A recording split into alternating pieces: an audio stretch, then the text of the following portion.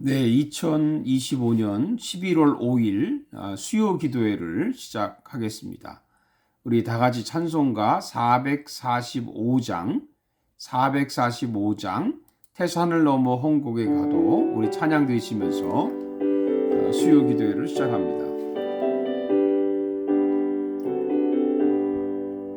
태산을 넘어 홍곡에 가도 이 가운데로 걸어가면 주께서 항상 지키시기로 약속한 말씀 변치 않네. 하늘의 영광 나의 맘속에 차고도 넘쳐 할렐루야를 힘차게 불러 영원히 주를 찬양하리. 캄캄한 밤에 다닐지라도 주께서 나의 길 되시고 나에게 밝은 빛이 되시니 길 잃어버릴 염려 없네. 하늘의 영광 나의 맘속에 차고도 넘쳐 할렐루야를 힘차게 불러 영원히 주를 찬양하리. 광명한 그 빛 마음에 받아 찬란한 천국 바라보고 할렐루야를 힘차게 불러 날마다 빛에 걸어가리. 하늘의 영광 나의 맘속에 차고도 넘쳐 할렐루야를 힘차게 불러 영원히 주를 찬양하리. 아멘. 오늘 주신 하나님 말씀은 에스라 4장 11절에서 24절인데 16절까지 말씀을 읽겠습니다. 에스라 4장 11절에서 16절까지 제가 말씀을 봉독해 드립니다. 아닥사스다 왕에게 올린 그 글의 초보는 이러하니 강 건너편에 있는 신하들은 왕에게 아뢰나이다. 당신에게서 우리에게로 올라온 유다 사람들이 예루살렘에 이르러 이 패역하고 악한 성읍을 건축하는데 이미 그 기초를 수축하고 성곽을 건축하오니 이제 왕은 아시옵소서. 만일 이 성읍을 건축하고 그 성곽을 완공하면 저 무리가 다시는 조공과 관세와 통행세를 바치지 아니하리니 결국 왕들에게 손해가 되리이다. 우리가 이제 왕궁의 소금을 먹음으로 왕이 수치당함을 참아보지 못하여 사람을 보내어 왕에게 아뢰오니 왕은 조상들의 사기를 살펴보시면 그 사기에서 이 성읍들은 패역한 성읍이라 예로부터 그 중에서 항상 반역하는 일을 행하여 왕들과 각 도에 손해가 된 것을 보시고 아실지라 이 성읍이 무너짐도 이 때문이니이다. 이제 감히 왕에게 아뢰오니 이 성읍이 중건되어 성곽이 준공되면 이로 말미암아 왕의 강 건너편 영지가 없어지리다 하였더라. 아멘.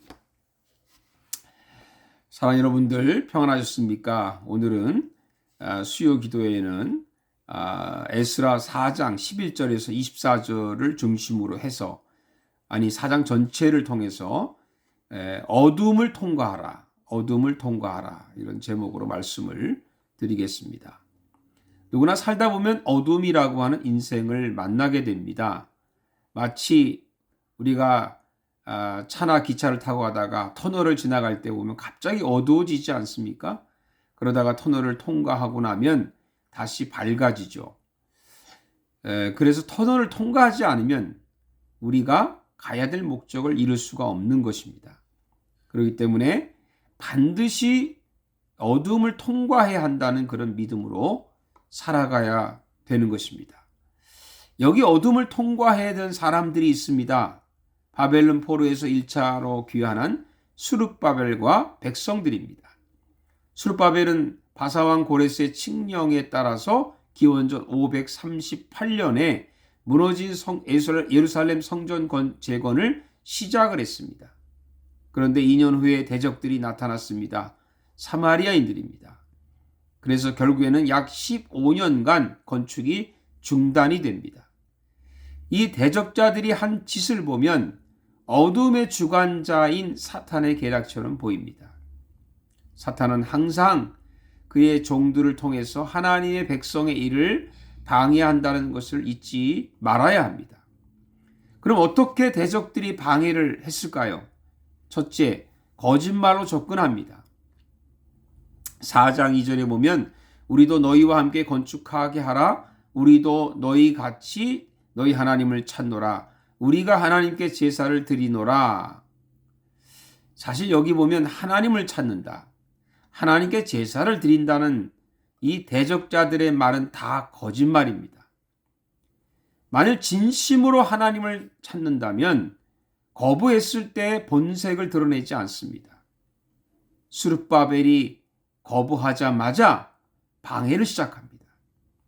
진심으로 하나님을 찾는 사람은요, 혹시 거절을 당해도 진심을 알아줄 때까지 기다립니다. 경거만동하거나 미워하거나 대적하지 않습니다. 오히려 사랑으로 인내하는 사람이 됩니다. 우리가 정말 하나님을 진심으로 찾고 혹시 우리의 진심을 알아주지 않을 때라도, 그럴 때라도 우리가 사랑으로 잘 기다리고 인내하시기를 축복합니다. 둘째는 돈으로 사람을 매수했습니다. 4장 5절에 관리들에게 뇌물을 주어 그 계획을 막았으며, 방해하는 자들은 돈이면 다 해결된다고 생각을 하죠. 그러나 여러분, 하나님의 일은요, 돈이 필요하지만 돈으로만 하는 게 아니라 믿음으로 하는 것입니다. 이것을 잊지 말아야 합니다. 둘째는 권력을 사용합니다. 4장 6절에 또 아하수에로가 즉위할 때 그들이 글을 올려 유다와 예루살렘 주민을 고발하니라. 대적자들은 바사 왕에게 공문을 보내서 성전 건축을 못하도록 방해를 했습니다. 공권력이죠. 말로 욕하다가 고발까지 하는 겁니다. 이 고발장에는 두 가지 중요한 거짓말이 있습니다. 하나는 예루살렘을 이 패역하고 악한 성읍이라고 폄하했습니다. 여러분, 처음에는 사랑한다고 말하고 칭찬도 하고 그러다가 마음이 바뀌면 갑자기 욕을 하는 사람들이 있죠. 이런 이중성을 가진 사람 조심해야 합니다. 그리고 다른 하나는 왕이 손해를 볼 것이라고 거짓말을 했습니다. 성전 건축이 마치면 세금 내지 않을 것이라고 이간질을 한 겁니다. 왕이 세금에 민감한 것을 알고 거짓말로 고발했어요. 여러분, 악한 자는요, 항상 남의 약점을 이용합니다. 그렇기 때문에 우리는 예수님 말씀처럼 비둘기같이 순결해야 하지만 그러나 동시에 뱀같이 지혜롭게 살아야 합니다. 왕은 이 고발장을 믿고 성전 건축 중단을 명령합니다. 모든 게 끝이 났습니다. 어둠이 시작이 되었습니다. 근데 제가 궁금한 게 있었습니다. 왜 스룹바벨은 가만히 있었을까요? 대적자들이 방해를 하고 뇌물로 관리들을 미혹하고 왕에게 거짓말로 고발장을 보낼 때 왜 스룹바벨은 가만히 있었을까요? 스룹바벨은 대적자들과 싸우고 왕에게 진상을 왜 알리지 않았을까요? 그것도 15년이나 침묵을 했을까요? 바사국의 권세에 눌리고 대적자들의 이 강한 힘에 눌린 그런 이유도 있었을 것입니다. 그러나 더 중요한 이유가 있습니다. 그것은 스룹바벨은 고레스 왕에게 성전 건축을 명령하신 하나님을 믿었기 때문입니다. 4장 3절에 보면 바사 왕 고레스가 우리에게 명령하신 대로 우리가 이스라엘의 하나님 여호와를 위하여 홀로 건축하리라. 사람의 힘도 빌리지 않고 어떤 것도 의지하지 않고 오직 하나님만 의지했습니다. 여러분, 하나님의 일은요, 하나님을 신뢰하는 사람들이 해야 합니다. 아무나 하면 안 됩니다. 그런 사람이 하면 나중에 자랑거리 삼느라고 문제가 일어납니다. 그리고 하나님의 일은요, 하나님이 하시는 거예요. 우리를 통해 물론 하시지만 하나님이 주인이십니다. 하나님이 하십니다. 그래서 스룹바벨은 하나님을 믿고 하나님이 하신 말씀, 그 명령을 믿었습니다. 언제 이루어질지 모르지만 반드시 이루어질 거라는 확신을 가졌습니다. 그래서 어둠이 와도 견딜 수 있었던 겁니다. 침묵이지만 침묵이 아닙니다. 믿음으로 그 침묵을 이겨냈습니다. 어느 날 우리에게 닥치는 어두움이 올 때에 우리 잘 통과합시다. 어둠이 지나가면 반드시 밝은 빛이 올 것입니다. 사랑하는 여러분들, 저와 여러분은 하나님은 살아계신다고 하는 것을 믿읍시다. 그분이 반드시 하나님의 뜻대로, 그분의 뜻대로 이루어진다는 것을 믿읍시다. 하나님은 정말로 살아계신 분입니다. 기도하겠습니다. 하나님, 감사합니다. 우리가 인생을 살면서 어두움 속에 지나갈 때가 있습니다. 그럴 때마다 우리는 절망하고 낙심하고 포기하고 하나님 원망할 때도 있지만, 우리가 그 어둠 속에서 하나님의 살아계심을 믿고 하나님이 하시는 일을 우리가 확실히 붙들고 살아가는 저희들 되게 해주셔서 어두움을 뚫고 우리가 통과해서 하나님이 주신 밝은 빛 가운데로 나올 수 있도록 은혜를 베풀어 주시옵소서. 지금도 병고로 인해서 어두움을 지내고 또 어떤 경제적인 어려움으로 어두움을 지내고 여러 가지 문제로 어두움의 길을 가고 있는 우리 사랑하는 주의 백성들을 긍휼히 보시고 어둠 속에서 하나님을 굳게 붙들고 살아갈 수 있도록 하나님 은혜 베풀어 주시옵소서.